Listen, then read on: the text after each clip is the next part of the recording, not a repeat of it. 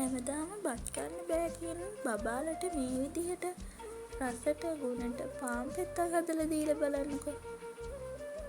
මේක ඉස්කෝලේ ගෙනියන්න පෙර පාසල් ගෙනියන්න ලන්ච් බොක්ස් එකට එහෙමත් හදලා දෙන්න පුළුවන්. හරි ඉක්මනින් හදා ගන්න පුළුවන්. රසවත් ගුණවත් එළවලු ටිකක් එහෙම දාලා මේක රස්නේ පිටින් හදලා දුන්නාම දරුවෝ ආසාවෙන් කයි. මම මෙතන අරන් තියනවා පහන් පෙති 4ක්, බිත්තර 2කට ලුණු මිරිස් තක්කාලි කපලා දාලා තව බටර් ටිකක්. බිත්තර එකට ලුණු කුඩු ටිකකුත් දාලා තියෙනවා. දැන් පහන් පෙත්තක් අරගෙන මේ විදිහට දෙපැත්ත හොඳට පොඟවලා ගන්න ඕනේ. මේ විදිහට ලුණු මිරිස් තක්කාලි දැවටෙන්න ගන්න. ඒකලා බටර් ටිකක් මම මෙතන ගත්තේ රොටි පුච්චන පැටිය. ඒකට බටර් ටිකක් ගාලා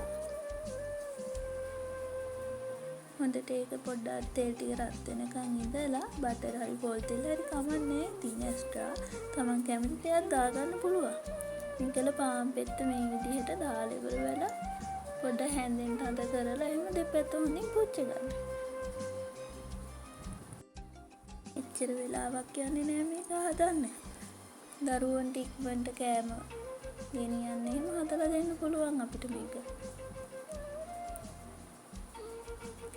මේක ලොකු අයට උනත් රසට හදාගෙන මිරිස් ටිකක් එහෙම වැඩියෙන් දාලා කන්න ගන්න පුළුවන්. මේ විදිහට දෙපැත්තම ලස්සනට පුච්ච ගන්න. ලස්සන පාටක් එන්න පුච්ච ගන්න. මේ බලන්න මං හදාගත්ත පාන් පෙති.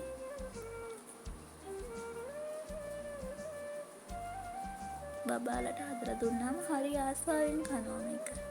දීලා බලන්නකෝ යාලා.